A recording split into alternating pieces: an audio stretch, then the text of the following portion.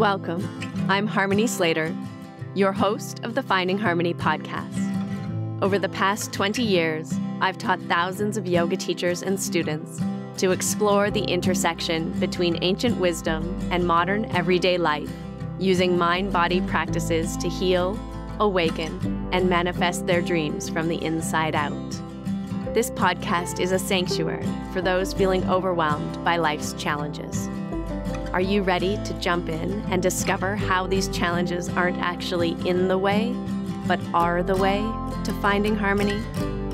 Let's invite the magic back in. Hi, welcome. I'm so happy you're here listening to the Finding Harmony podcast. And guess what? Today is an amazing day because B-School is open. So come on over to my website, register now, get in. You can start 2 bonus programs right away and be in touch with me joining into my mastermind group, which I'll be offering for the full month of August. I cannot wait to connect with you inside B-School and support you in building the business of your dreams.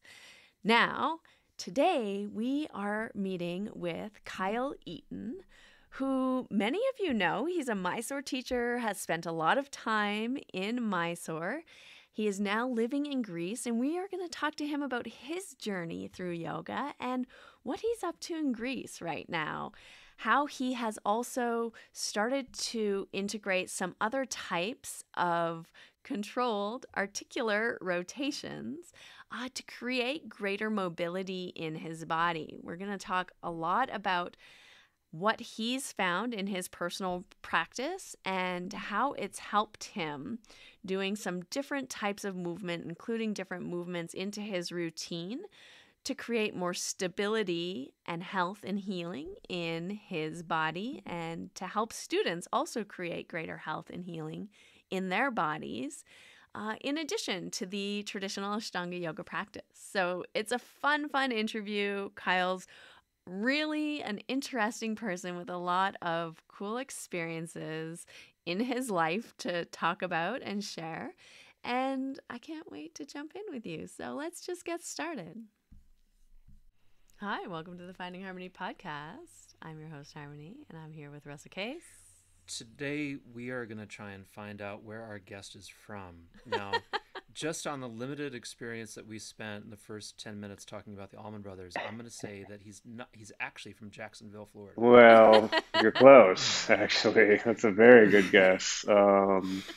Dunedin, Florida, which is a little bit outside of Tampa. Don't mess with me, sweetie. I can call that shit. I can was call it. Spot on. I heard the fucking cadence, and I was like, wait a second, he's not from Athens, Greece. And then I had to do a little bit of digging, and the way that he said Cali is like, wait a second. And then he went on about, Dickie Betts, and it was like, Jacksonville. Let me see, now, what city in Florida do you call it again? Dunedin. Dunedin. We're going to see how close that is to Jacksonville. He probably knows. It's about 3.5, 4 hours south. West. Clearwater. Southwest. Petersburg. Yeah. Oh, Petersburg. Yeah. St. Pete. St. Pete. You're basically from St. Pete. All right. I'm North Pinellas. It's a distinction. That triggered. That was a trigger. Yeah. That was a trigger. No, I mean, St. St. Pete's Pinellas. amazing. It would be, if I was to live in that area again, it would probably either be, where I grew up, Ozona is amazing, but I'm way priced out of that place at this point. Tarpon Springs is also nice, but St. Pete's, it's vibrant. It's a city. It's got like the Dali Museum. It's got food. It's got, not that I do it anymore, but nightlife, and so People. Yeah, exactly. Where you go to downtown Tampa, and okay, it's coming out of it, but it's like, you go to a downtown metropolitan area, you expect people to be out and walking, and you go to downtown Tampa and it's just like ghost town, so of course when I lived there, because of the age of people, do you think? I don't know, it's just traditionally there wasn't a lot of residential buildings down there. It was all just kind of business buildings and office buildings. So Okay. Whereas Yeah. St. Petersburg it's a lot more densely, and you've got like Old Northeast is this amazing old neighborhood with, the wooden houses and beautiful landscaping, and it's, Hmm. St. Petersburg's great for sure. Hmm. I spent my summers in Pensacola with my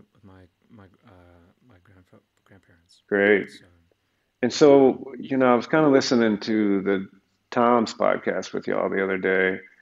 Yeah. Um, you're from New Orleans? I'm not from anywhere. That's the problem. Gotcha. Is that I can't claim if I say to the people from New Orleans I'm from New Orleans, they laugh me out of the room. Right. Just like when I go to Detroit and visit my dad, those people are weird. Mm, That's where I'm born, is Pontiac, but I like those people. Those are not my people. right. I mean, they are my people, but like I I can't even do the accent. I can do accents real well, but I Yeah. cannot do the Michigander. I can't even get close to it. And so, you know, then there's Illinois, there's Kansas. I spent most of my life in San Francisco. Yeah. Shit. I mean, Well, 10 years, that's the most of it, but I'm not from there. who is anymore? But yeah. Good Johnny point. Is Johnny from California? Is he Johnny's from from like California? LA, yeah. Oh, well, he's not from San Francisco either. No, but he's been up north since, oh God, I forget when he told me. I think like 1980 maybe Hmm. because he bought land up way up north, and he was like living in a tent out in the mountains for many years. Hmm. Yeah. Yeah. I looked at his Instagram this morning. You two have a lot in common. You got that whole cat California thing going For with the sure. yoga. How did you end up I found leaving? the right teacher in a lot of ways, for Yeah. sure. And it was amazing to kind of, find this soul that he really, coming from Florida, it hardens you up as at least for a young man, for me at least, growing up in the 90s, it was a different trip, and going out there just Hmm. blew me wide open and just like really opened me up to different mindsets and different approach to life. Best thing Why I did you ever did go? was move to California for sure. But why would you do that? Um, I just was kind of chasing the green rush and wanting to do something a little different, right? You know? Okay, yeah. Yeah. And I So, don't know if you mean Green Rush by the Emerald Triangle or you mean like just making paper.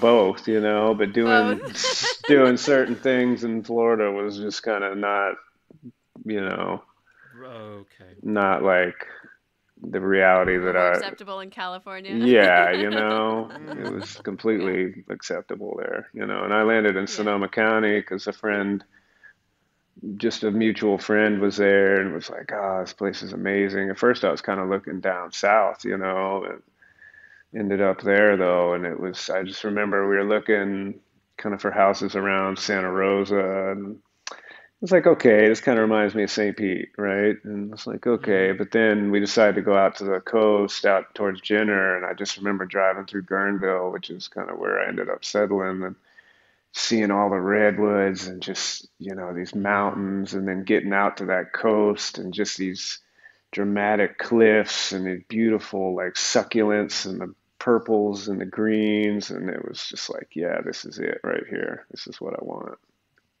So Yeah. nice. So how did you find yoga in all of this, in this journey from Florida to California? So, I started kind of doing yoga at the gym like you do. I had always like I started lifting weights when I was probably 16, 17 years old, and was just kind of doing that trip, and was just, I remember my ex was taking me to some classes here and there, and I remember seeing the teacher was kind of showing off, but she went into like yoga nidras, and I was like, my jaw dropped. I'm like, what is this? And Yeah. so off and on, kind of playing with that, and then moved to California, and still kind of just dropping in weekly to a class here and there, like some vinyasa classes, and then just kind of had some events push me into just kind of questioning like what am I doing, and this not acknowledging the part of my soul that really wanted to shine and that wanted to like be accepting and open and to grow, you know. And so um, was kind of going through a shakeup from a bad breakup, and then also had some other events kind of pop through that just really made me question like chasing material, chasing ideas of what I thought like a man needed to be, what I thought like a human existence needed to be, and attaining influence with people and attaining material, and just realizing how all of that, like at the end of the day, you can never be satisfied, and then you can never have enough, and really it's not a fulfilling purpose in life, right? And so in the midst of all this, just was very depressed, and I just kind of had a moment where something came to me, and you know, spoke to me and said, well, you know, if you want to be happy, you need to start doing yoga, you know. And for me at the time that, you know, I was familiar with the asana, but I knew it was going to be something a little deeper. So I kind of got like Hatha Yoga Pradipika, I got the Yoga Sutra, and I just remember like when I'm reading through the Yoga Sutra, just really like things just sounds, they were so familiar and it clicked.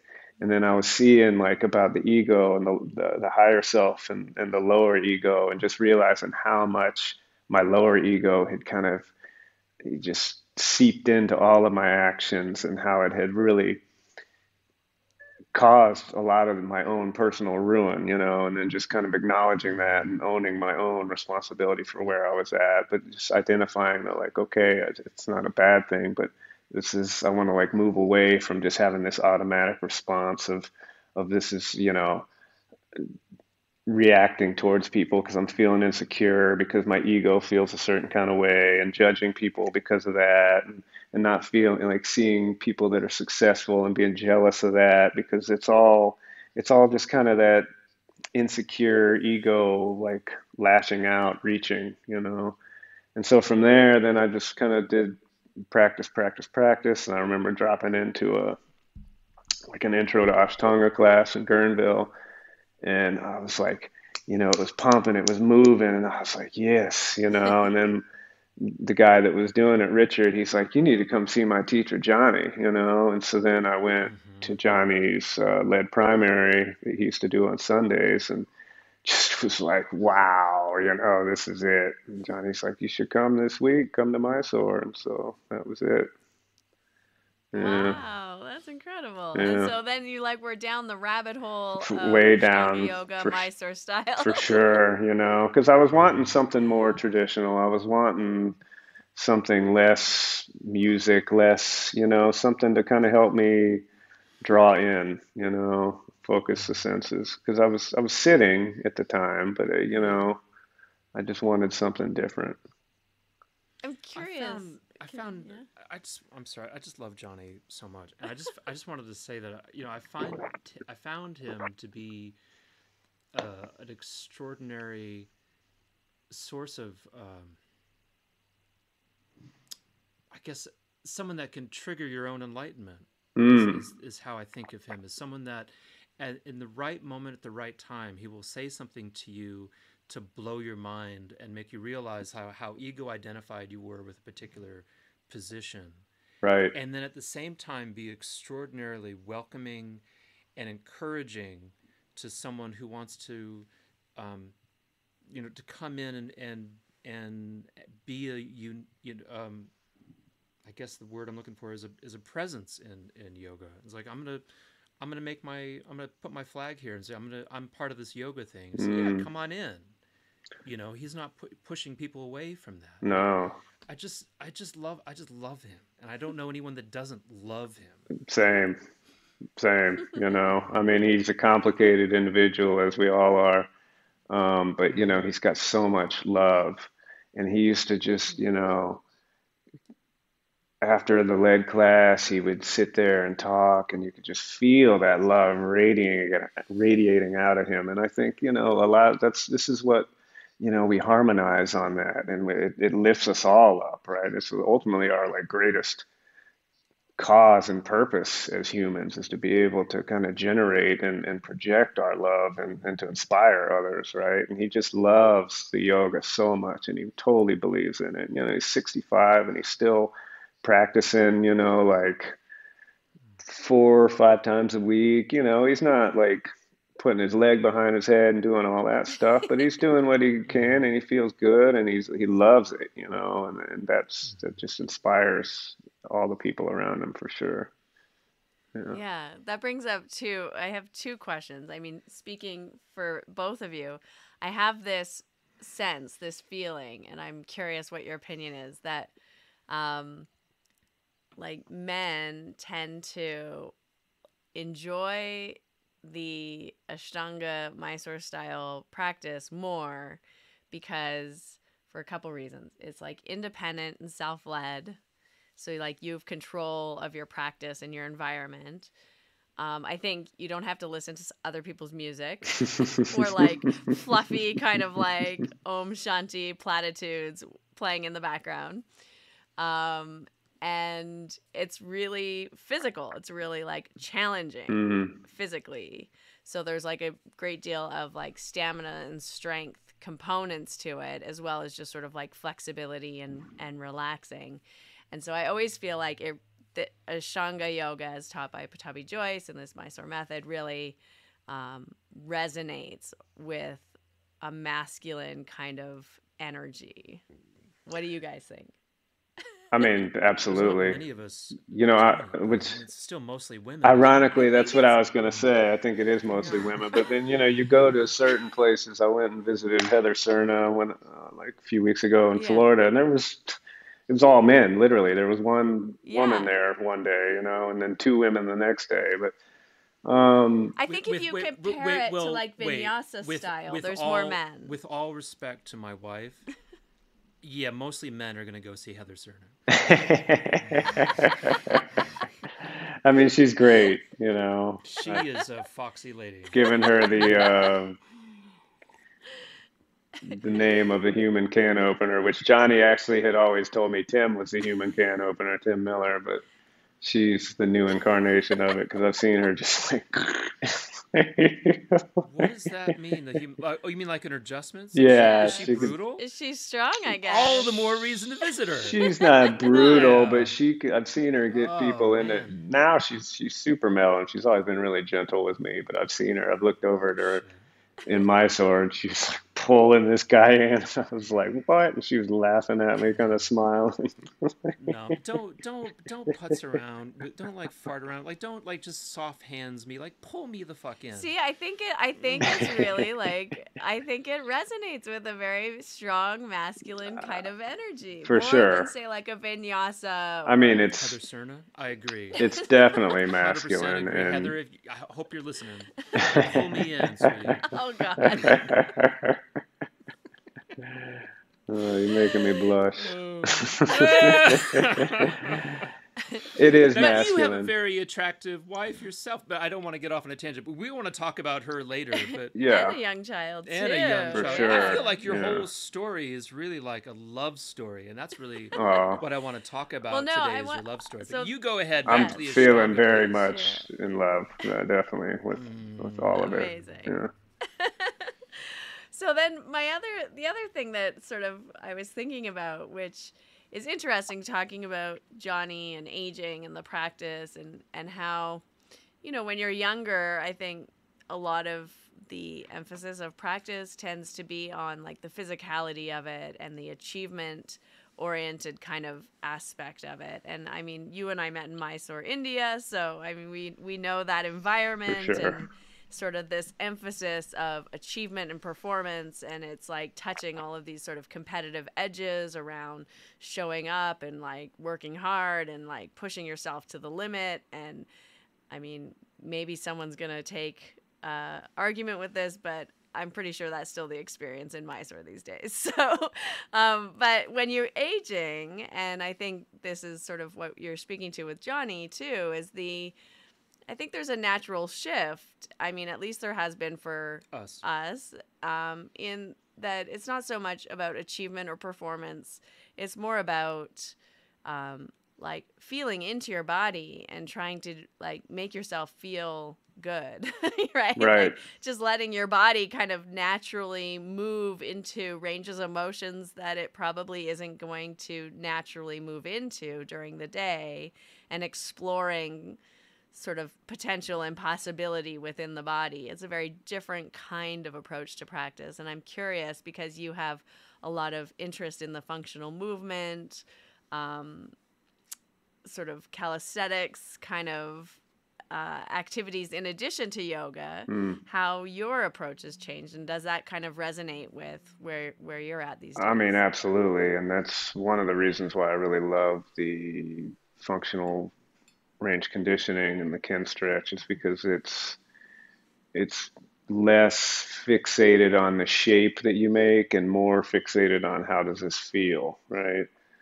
Yeah. And for me, it's been very transformative in the way that I can use my body, and just knowing, and especially as a teacher, even seeing students, I can see what's going on, why they can't do their binds and Marichasana, why, they're having problems with their forward folds. It's because, oh, well, maybe it's not your hamstring so much as your hip flexion's limited. Maybe it's not so much that your, arms are short. It's just you have kind of restricted internal rotation for your shoulder. And so for me, it's been an amazing journey. And the more I do it, the more I'm learning about it. And also the people that are part of that organization, I feel like are very much not competitive, not trying to be any kind of gurus or anything more than what they are, which is just educators, and they're just trying to help people embody their bodies the best that they can, and regain mobility that they might have lost, and also regain,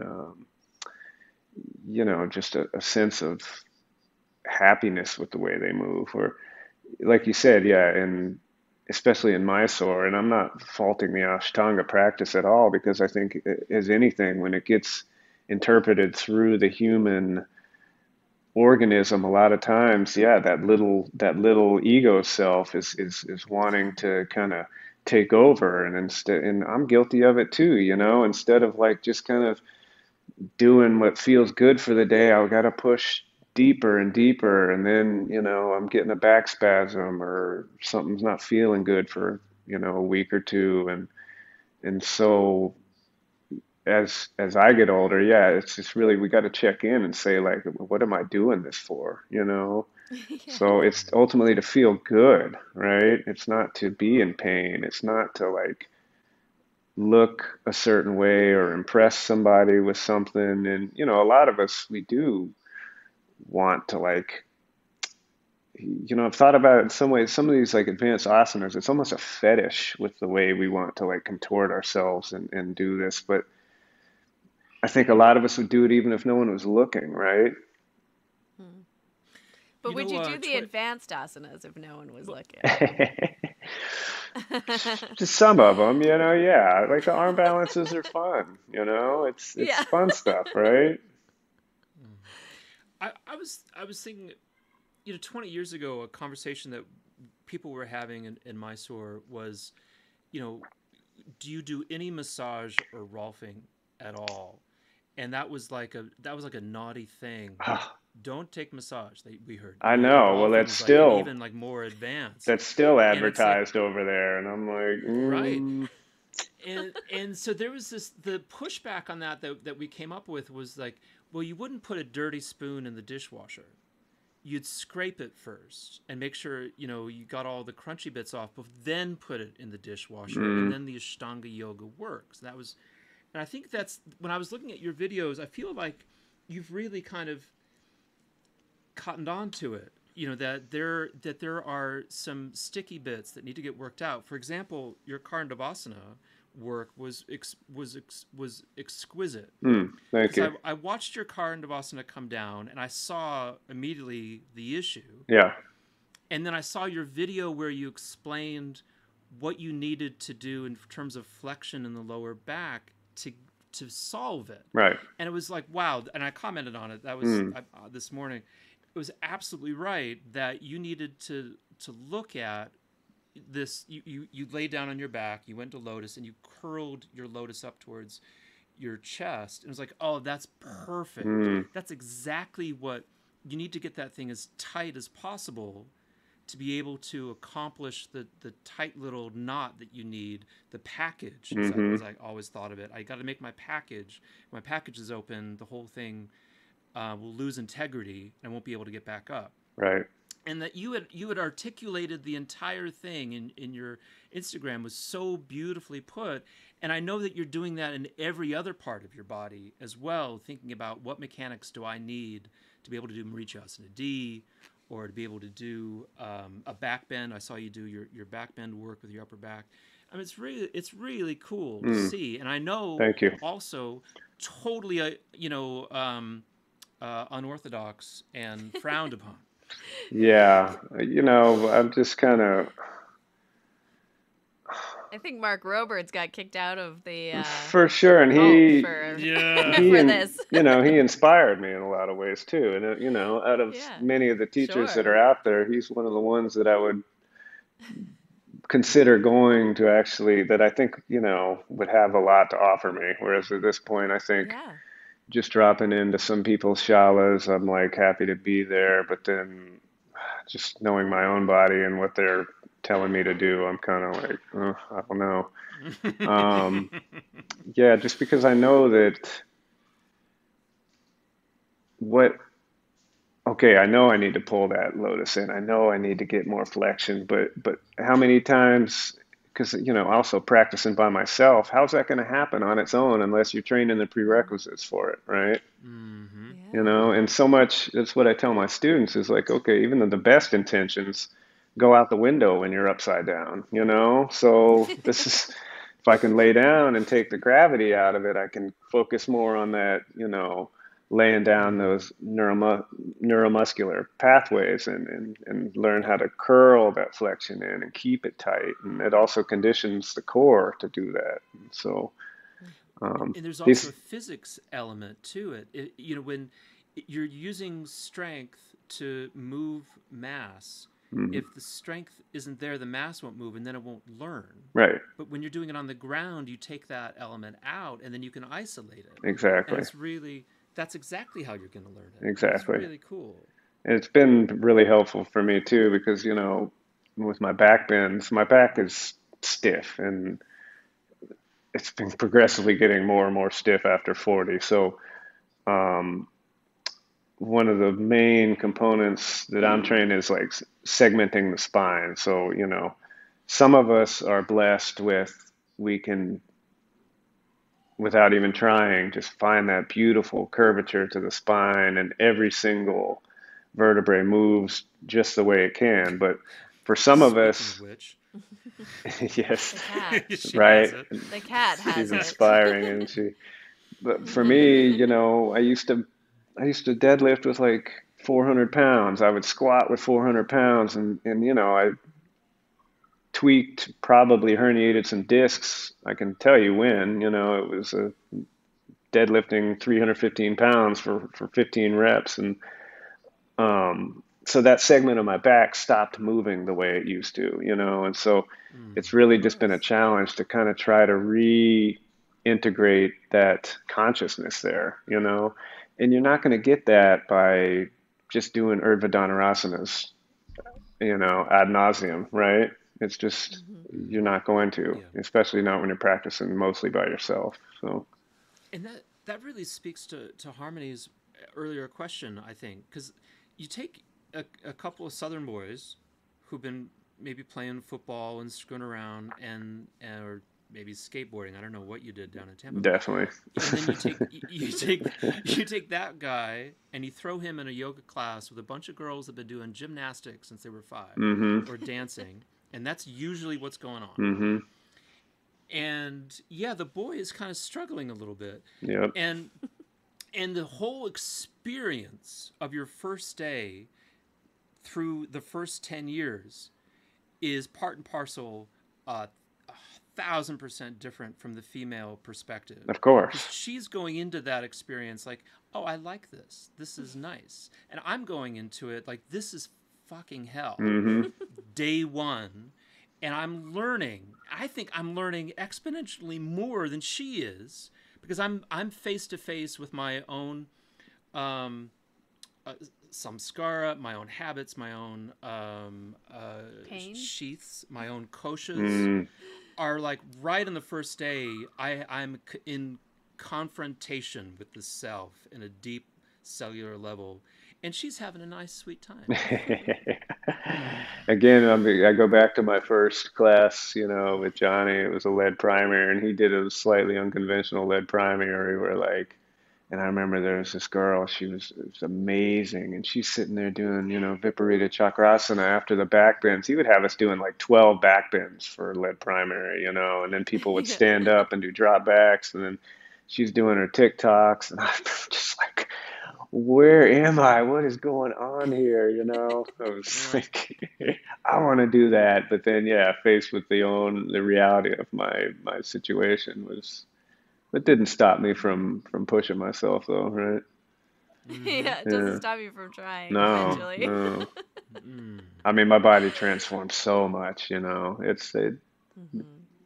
when we set the right intention, because my intention was to try to just be my best as a human, and really, I remember trying to sit there before practice and just envisioning like my energetic self as gold, and then trying to just visualize that through the practice. And wow, my tissue got, so much more supple and long, and I went from, because I was, not eating meat also affected it, but I went from 187 pounds to, 155, 160, somewhere in there, and all the tissue changed and just lean, and it transformed my body in so many ways. Yeah. Yeah. Because before you were like a bodybuilder, I basically, was like lifting weights, much right? more hinch for sure, I mean, my genetics, I was never a bodybuilder, right? But I'm what they call a hard gainer. So, but I was strong, but with the strength, I was definitely stiff as well. What did you notice when you changed your diet? Like you were talking about, shifting your diet. I mean, you shifted your practice, what you were doing with your body too, but like, yeah, I mean, how do you think changing your diet influenced it? Well, definitely eating less protein, less calories, which I think kind of ties into an exchange that we had on social media once too, which I think it affected my hormones and maybe long term not so good, right? So I'm really trying to prioritize more protein, more calories now, and not like having the intermittent fasting until like noon or 1, really trying to get meals in first thing. But yeah, that certainly like leaned everything out big time. And I remember when I first started practicing, I was like super pita imbalanced, right? And you would see a puddle of sweat around I mean, it would seep out this far from the outside of my mat. You'd take my rug, and it was just like just like holding a gallon of water, and it was smelling. It had this ammonia smell, So I was just like detoxing so much, for sure. Now I don't even, my sweat doesn't smell at all, Yeah. And unfortunately, it's a lot less. I don't right? sweat so much anymore, and I don't know if that's just getting older. We get more vata or what, but I don't know. I haven't sweated. I miss it. 5 years. Yeah, me too. Since I was in India, that was the last time I actually sweat. Yeah. Or when I mow the lawn. Yeah, really. That'll do it. Can I ask you though? You talked about your genetics, and I'm really interested in this because I've known a lot of Southern men in my time in my life, and I feel like that I've met you before, and you would maybe normally become, you maybe get involved in a trade, or a welder, or maybe trucking, and yet you went into the green rush, and you started and you read books that guys like you don't normally read, and what I'm interested in is that samskara in you. Can you point to something in your parents where you'd say, yeah, my dad also would sit down and read weird books like my dad did. He read weird shit, and he was just always reading, even though he's a fucking mechanic. I know Dad listens to the radio show, but no offense, but he's a weird cat for being that way. No one else in the machine shop read the shit that he read. Yeah, my dad actually is a welder, but he's never really part of my life, so I can't really say that I've had much influence out of him. My mom read voraciously when I was young, but I feel like it was mostly fiction. For me, I've always, even since I was young, I was drawn to like esoteric. I was drawn to, so obviously it is a karmic samskara. Something's coming through for sure. Yeah, like remember being fascinated with the occult and with UFOs and with Stonehenge, and checking out books when I was like 7, 8 years old. Just learned to read, and was loving that stuff. So that was part of the trip why I feel like I needed to leave Florida, though, was just I just didn't feel like, now it's different. It's a little more, there's more people like us there, but yeah, I think part of my journey was certainly just wanting to like embody who I always felt like I always was, but because of that, society kind of put on a facade of somebody else, Yeah, you have to be a particular way if you're going to be in the world. Yeah, exactly. It's so fascinating. Yeah, I think, I don't know, I have this sense that there's like this, that consciousness is evolving, and you're kind of part of our generation. We were sort of into, I feel like, this alternative kind of, back tapping into this energy that came from the 60s. There was like a real thread, a through thread of this, with like the Grateful Dead and Fish and, Pink Floyd and like, and then, so you start listening to The Cure. Yeah, The Cure. Like all these sort of like, instead of CC and the Music Factory. Yeah. Like, well, I started out with that in the early 90s. There you go. There we go. Yeah. But it's interesting because I feel like now, even like the young people, they're even on this very different kind of it feels like a different trip. Evolution of consciousness. Like what's normal, or what they're thinking about is very different than what we even were exposed to or thought about as children. Don't you want to douse the whole Zoomer population with LSD like right now? They're doing it themselves. Everyone's microdosing. They're microdosing. It's a little different, right? I don't know. They're not getting puddled. Getting puddled's a little different. Puddled. Did he say? What did you say? They're not getting puddled? Puddled, yeah. I've never heard that before. I love it. That's where you hold your hand at. Melt your face. Yeah, I've slipped into a couple puddles for sure. It's been a while, but yeah, I know exactly what I had that a kid means. working for me a few years ago, and I mean, it was amazing how turned on he was. He was, I was like, God, you're 22 years old and you're talking like that. It's amazing, because when I was 22, I was crazy, like. But Florida man, right? So, You were out there wrestling alligators naked in the night. Not naked, but yeah, we would definitely go shine them with the boat. And, I wasn't jumping in, but our friends were definitely jumping in and grabbing them. For sure. Oh my God. Little ones. That's crazy. Little ones. Little ones. Just little ones. Yeah, little ones normally have parents around. Yeah, that's the problem. But you're also a new father, and so Hmm. how is this? I want to know about this love story. Yeah. So You met this beautiful girl. Sounds amazing, and she's gorgeous, and she's like is a singer and all kinds of things. she sings, but she's more an artist, right? Like she's got her master's in fine arts with an emphasis on photography. So that is actually translated into her like her social media is amazing, you know. And so the only reason why mine looks even decent is just for her guidance. So I met That's so her nice. in 2016 at a random lunch at, I think, what is it, the hotel behind the Southern Star? Green Is it Hotel? Sri Guru, right? Oh, uh, the Metropole. Is it the Mm, Metropole? No, Sri it's, Guru. Yes, yeah, yes. it's, I think Tom like used to where you love eating eat. there, exactly. And Yeah.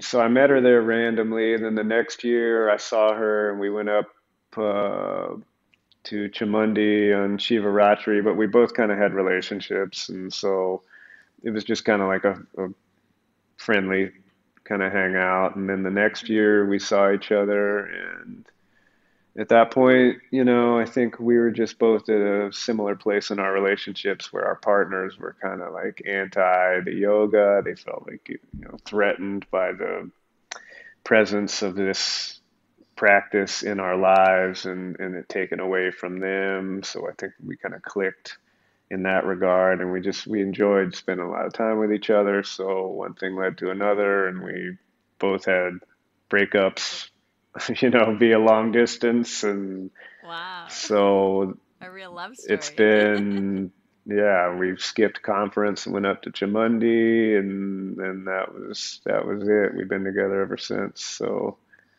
we were doing the long distance thing for, yeah, like 3 years, but it was kind of easy because she would come to California for a couple months, and then we would meet up in India for a couple months, and then just kind of back and forth. We would spend time with each other, and then COVID happened, and I was actually over here in Athens, um, had already booked my ticket for, I don't know when the world closed down. It was like March 14th or something, you know, and I had a project that, you know, we were breaking ground in Northern California, and it was already like the wheels were turning. My partner's like, "You got to get over here. Let's get this going." And I remember thinking like, I really don't want to leave, but I did, and we ended up not seeing each other for a year because the borders were Wow. closed. And Yeah. Shit. so as soon as we had the opportunity, we met up in Mexico because at the time, Europeans couldn't come directly into the US. They had to stay for 2 weeks in a place like Mexico or Bulgaria or something, which is so arbitrary. You can That's come from Mexico, crazy. but you can't come from Europe. And Because so you shed then, the COVID as you travel. yeah, right. Yeah. And so then That's so weird. we've literally been together ever since because after that, you know, things were kind of moving in a way. And I was like, you know, I'm happy. Let's do something different. Your work's over in Greece, so I'm just going to come with you. And so that was June of 2021. And then we got married over here, and I got my permanent residency. And yeah, so Amazing. I could just And had a baby. you had a baby. Yeah, I could just imagine her in her mind. She's Greek, right? I have to yeah. assume she's Greek. I just imagine her in her mind, like he is a Viking. I love him. He's a And, Viking. and so, like, what's in her that she's like You know what she had a really likes fantasy about is being with a Viking? she likes the Southern thing. That's the more Yeah. than the Viking, definitely the Southern. You know, she loves because I don't hear it, That but slow they pace. think I have an accent apparently. So You don't hear it. Just a little one. Just a yeah. little Shit, one. I'd put my accent on for you. Mm. And um, so, since you've been living in Greece, are you teaching yoga there now? How yeah, did Well, you yeah. like? So you know, well, I was you teaching. tying it up. Let's learn more about the love No. story. Mm. Well, I was teaching at Heartwood a little bit when I was up in Cali, which it used to be this kind of like the northern California version of Esalen. They would do lots of spiritual retreats, and Yeah. anyway, at this point, it's barely utilized. So I was teaching a little bit over there, but yeah, nobody was really coming. And then when I had moved to Trinity County, that was even nobody was, there's no place to even teach. So Mm. yeah, I'm teaching over here. It's all basically through her social media. So Yeah, great. yeah, but we got a great Yeah. group of students. They're really sweet. I th- Nice. I thought I saw a photograph that she posted of her performing in front of like a big crowd. Was that someone? Maybe that was someone else. I thought it was her. Mm, Maybe you went to a concert together. I'm sorry. we might have gone to a concert. Yeah, I don't think No, she okay. was. All right, never mind. She's I thought shy. she was one She of the would big never Grease get in front and reference sing. stars. I mean, okay, Mm. all right. Beautiful. Well, Just I love the suite of photographs of her as her, she talked about her fear and apprehension about having a baby of course. letting everyone know that that she was pregnant, and then Mm. all those photographs of you all like this is our last month together, but just being the two Two of of us. We're us. about to be three, Yeah. and so then you all had a home birth. I mean, Yes. what has this all been like for you? It's a big Um, change. it has. I mean, of course, a lot of us Ashtangis, we worry about what life's going to be like. Am I gonna for the men, obviously, it's a different trip about what our practice is going to do as in terms of like the transformation of the mother, the woman. It's such a dramatic thing. Mm. It's really seeing her embrace her femininity, and that aspect of it has made me just love her so much more. It's such a beautiful Oh, transformation. I mean, and she's embraced it so wholeheartedly, and it's but it's also taught her and by proxy me so much more about bandhas, and we say bandhas, but pelvic floor health, which is also important for men, and it's also something that we don't talk about a lot. And yeah, the home birth was a trip. We were dealing with it. She was in labor for 5 days, Oh. and God. it was I can't even imagine. She's such a like amazing person for making that happen, and having this healthy baby. Yeah. And Wow. I mean, 5 days is crazy. We can't even, like, myself and the midwife were sleeping and she was up having contractions all night. She's That's exhausting. Mm. just such a strong person. It's amazing. And to see Yeah. her move too is just like, wow, just mastery of the body. When I took my first mobility course in 2019, they're like, if you want to have the most healthy bodies are kids that did dance or gymnastics. And so she was a rhythmic gymnast when she was Oh, wow. young, yeah.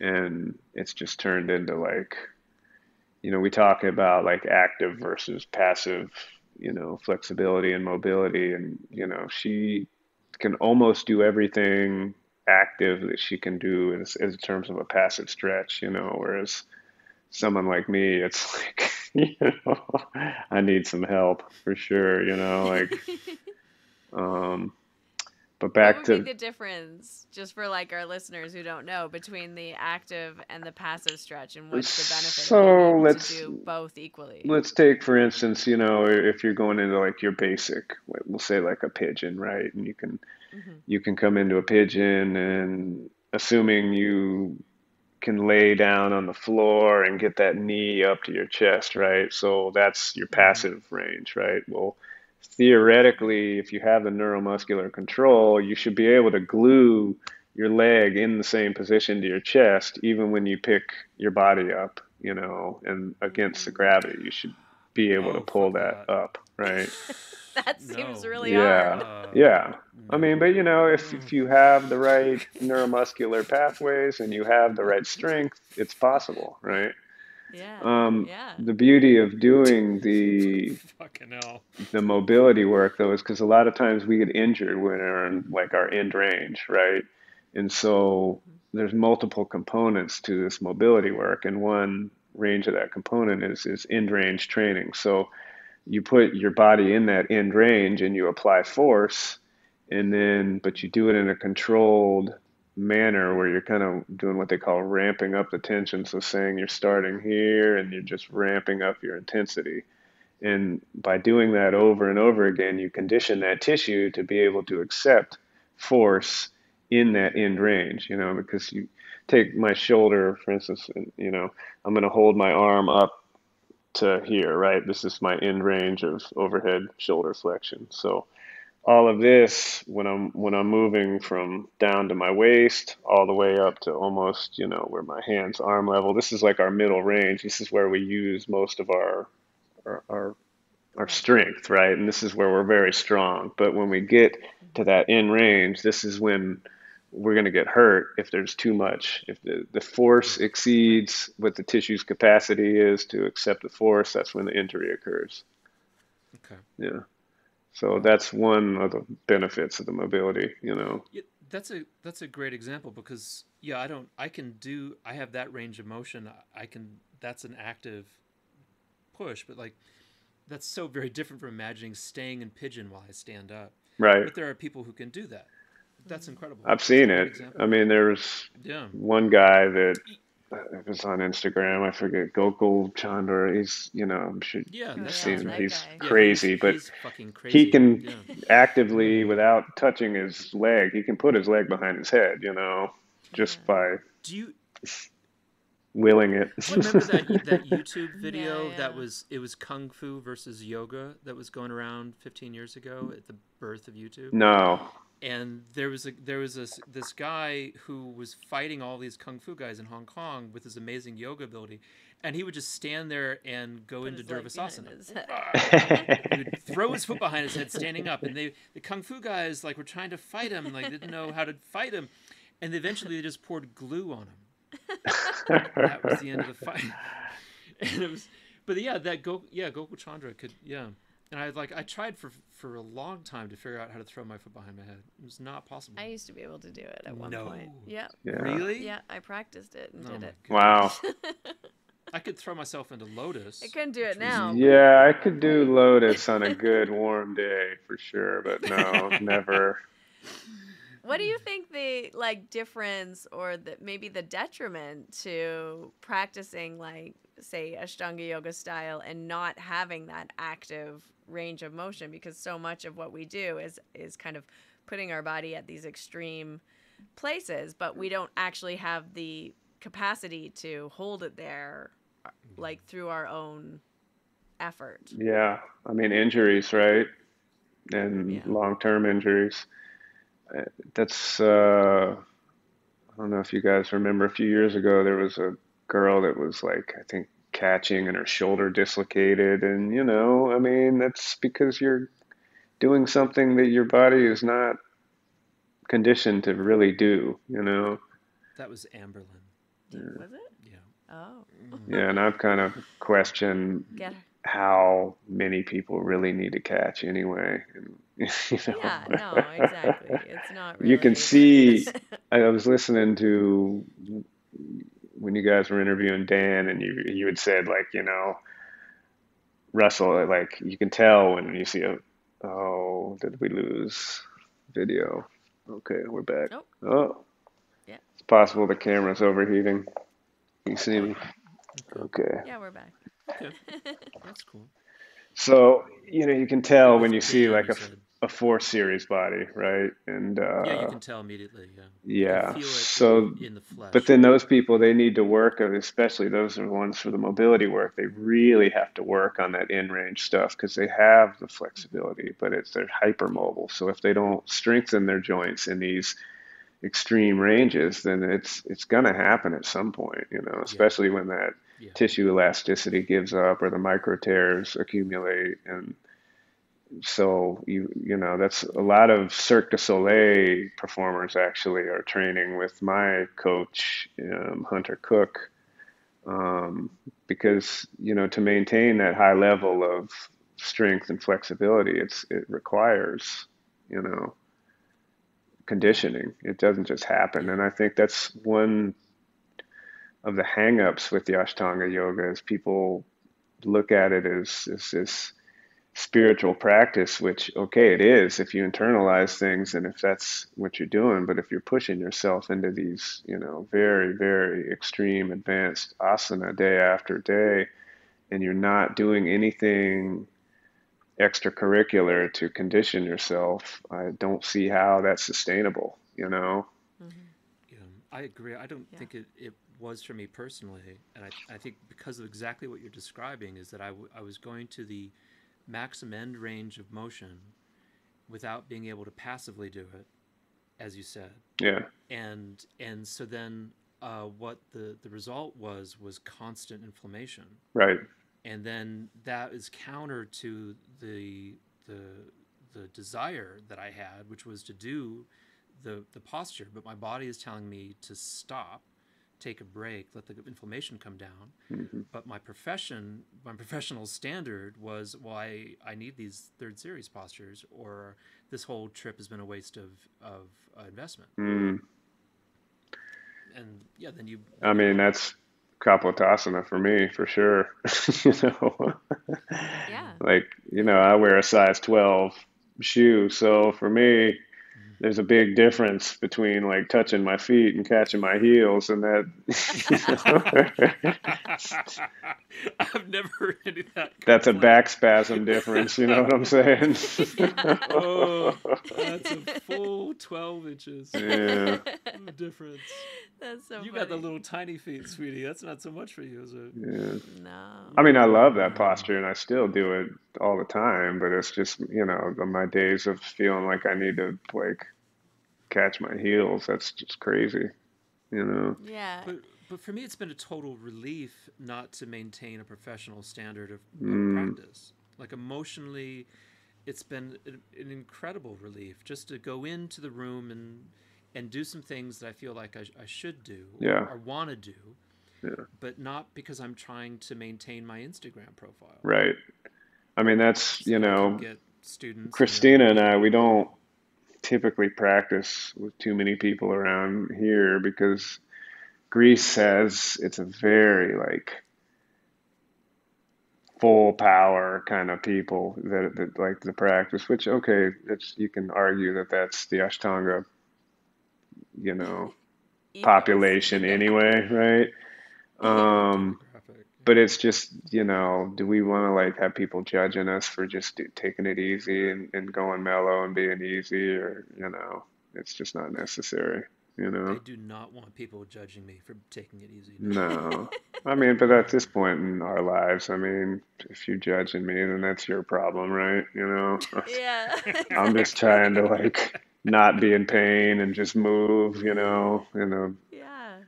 as you said Yeah, earlier, 100%. move in these ranges of 100%. motion that I don't get in the normal day. Mm-hmm. Yeah. Yeah, and there's something really powerful about kind of taking ownership of your practice back, I Mm, think, and not doing it for anyone else but yourself. yes, exactly. Yeah, it's empowering. And I mean, it's also maybe you have to go through a lot of emotional deconditioning as well, but Of course. that's another Of story. course. Yeah. It's That's always good to check in. What am I doing this for and why? And, Hmm. I feel I love Yeah. what Luke said about it. I'm sorry to interrupt you. So you do it because you want to. yeah, Mm. exactly. Mm. Yeah. Absolutely. Yeah. Yeah, it's interesting. I think there's a lot of internalized guilt and shame that starts to creep up on the Ashtanga yoga practitioner Mm.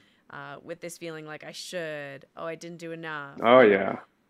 there's a lot of I this, didn't do the whole yeah, practice. I should have just done those extra four postures, but I should have, yeah, like I should have there's woke so up much shoulding. earlier and, I should have woke up I earlier. shouldn't have Exactly. stayed up so late. I shouldn't have eaten this. And, it just gets, Yeah. that's one, it was really good to find my wife, because that is one good thing about the Greeks is, rush hour in Greece is like 9 a.m., like nobody's getting up early to do anything. So it's a much more relaxed vibe in terms of, like you can have a normal life. You're not having to go to bed at, 8 p.m. and it's because that's just not sustainable for normal Mhm. people, right? That's Yeah. outside of like a Well, and cave. there's something too. Like, I mean, if you're practicing yoga, I mean, for me, it feels like it should be to also enhance your life so that Mm, you're enjoying your life, yes. not so that you're hating your life or you're feeling terrible about every choice you make and Mm, everything you do and nothing's ever good enough. It's right. such a self depreciating pattern to get stuck into. And I think it can sometimes take over a dedicated practitioner's life. And then Yeah. instead of actually loving your life and your family and Yes. enjoying it and finding pleasure, I mean, where's pleasure in the equation, right? No, Like just no. being able to be present, you That's end up just doing exactly what you just said, like shoulding all over yourself mm, about I shouldn't have, I should have, I shouldn't have, I shouldn't have, and then you just hate yourself in your life. It's the antithesis of yoga. yes. And It's not too bad though if you're unemployed and on a trust fund and just and living single, there right? and You know? And single single. and Yeah, you just sleep most of the day and that's you can go into the practice very relaxed. right. Yeah. And hey, I don't begrudge those people at all, but I do think maybe there's things that they're missing out on. And I get back to like with the child and worrying Yeah. about like how is this going to affect our practice? How is this going to affect our lives? And then to think about the people that are not having children for that reason and the Yeah. amount of love and satisfaction and what they're missing out on because the practice is going to be gone. You know, Yeah. my Totally. daughter's going to be I'll be 64 when she's 18, so Yeah. I'll be doing what I can, but like that human's going to be there and I'm going to have tons of happiness from her, Yeah. for many, many Yeah. years. So, and that's to me, it's just like, it's blown me wide open, my heart wide open. I never like knew that I could be so fulfilled and so much in love, it's Yeah. and Wow. so that for me has been so transformative. Yeah. It's Do you, so beautiful. do So you have a lot beautiful. of family around, like relatives helping you out with the baby? Um, my mother-in-law helps, but this is her seventh grandchild, so Oh she wow. she helps a lot, but we don't we don't impose on her too much. But Mm-hmm. Yeah. say for instance, this morning, the baby woke up pretty early and she ended up taking a nap through most of our class. We teach at the house, and Oh wow. but she woke up, about, there was still probably 45 minutes to an hour left of the class. So we took her, we all live in the same building, but it's not, um, like my wife has three sisters. One of them lives in London, two live in this building, and her parents live on the top floor. Oh, Um, that's but cool. nobody's like That's up in nice. each other's business so much, it's Yeah. it's not like, Yeah, but that yeah, sounds ideal. yeah, it Yeah. is. Nice to have support, It really even just like is. emotionally, For you sure. know. Yeah, for sure. Do you do Yeah. you eat together in the evening? We do usually on like Sundays or once a week we'll get together. Yeah. Yeah. Okay, cool. That's Yeah. But nice. then in Are the you learning? summer they have a summer house on the island of Kea. It's about which you should consider coming through one of these times when you go to Turkey for Yeah. sure. I want to. Um, but Kea is about an hour from Athens, so it's an easy boat ride over there, and then like the whole family gets Nice. together, and it ends up it's going to be like I think counting Anna Lou, our daughter, I think it's going to be 17 people this year, you know. So it's Wow. Wow. it's pretty That's cool. intense. Like my family's That's pretty amazing. small, you know, at this point. There's just like, you know, my immediate family, there's like four of us, you know. So, Yeah. yeah. And That's nice. does your family back home, are they learning Greek No or? Are way. they learning Greek? No No way. way.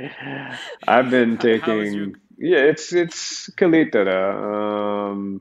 Litala? Ekana Mathimaya Triskun, It's coming yeah, along. yeah. So I can get around, but when I first moved here, it That's was good. really tough, you know. So Yeah. um, That's cool. where I grew up in Tarpon Springs, Florida, though, is a huge Greek American population. And so I picked up some words here and there, and I knew a lot about the culture. So when we actually met, Christina would reference things, and I would say, "Oh yeah, this and that." And she's, "How do you know these things?" You know, like, well, I'm trying to tell you, there's a lot of Greeks where I went to school and where I grew up. So It's Cool. destiny. yeah, it Yeah. was very ironic that I ended up meeting her in India. When I tell people that like I live in Greece, they feel like I met her in Tarpon Springs, and like, no, no, no. You know? That's so funny. That's That's so awesome. cool. Yeah. Wow. That's amazing. And do you have any kind of workshops coming up? Are you traveling at all, or is can We're people come not, find not you? so much. Christina got a job at a resort, the one and only. They just built this one and only in KS, so she's going to be teaching there all of July, all of August. Oh, So we'll be, because the family has a house on the island, so we'll be there all summer. Yeah, which Hmm. amazing. it will be nice. I'm gonna pretty much just go to the beach with the baby every day and Yeah. And enjoy. I do Relax. have, Enjoy your life. exactly. I have an It's online platform that I've been getting going, so I'm gonna just record content Yeah. there and upload content and do that. Yeah. Perfect. well, it sounds like you're only like a little boat ride away from Cheshmere, and you could just Sheshma. Cheshmere, and you could go Yeah. over and Maybe. see the I'm baby. gonna go over to one of the Greek islands that's near there, I think. It would be a long boat ride, but yeah, it's doable. Yeah, because you got to figure from Athens to Mykonos is like I think 6 or 7 hours, and that's not even halfway across the Aegean, you know. So it would be a long Wow. boat Wow. ride for you. Yeah, there's Yeah. one Greek island that's really close to Yeah. Sheshma, but I forget which one it's called. Yeah. I know Maybe the Kalymnos is where all the Greeks in Tarpon Springs are from, and that's pretty close to the eastern coast of Yeah, maybe. the Maybe Aegean. it's that one. I'm not Well, sure, but yeah. historically, the Greeks have tried to keep the Turks out, and so it doesn't Well, surprise me that's so difficult. they weren't very successful for a couple hundred Yeah, years.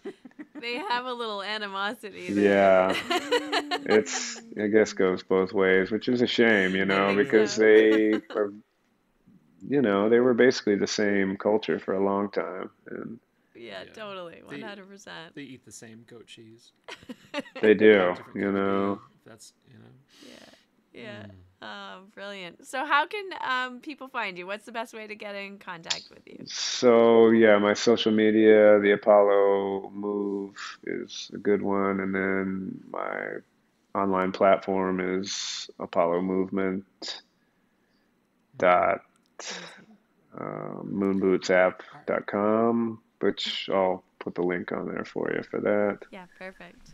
our And little right Yeah. now buddy is that's, named Apollo. This is This is is our it? Apollo. Oh, we named him Apollo. great. Yeah, he's a good boy. Yeah, I liked Apollo just because Apollo embodies light and, you know, knowledge. Yeah. So that was kind of my Love it. hat tip to Greek culture. Yeah. Beautiful. Yeah. Yeah, the sun god. Oh. Exactly. Wonderful. Well, thank you so much for coming on Thanks today. It for was having me. I so had a great great to time. connect with you. Yeah. Look forward.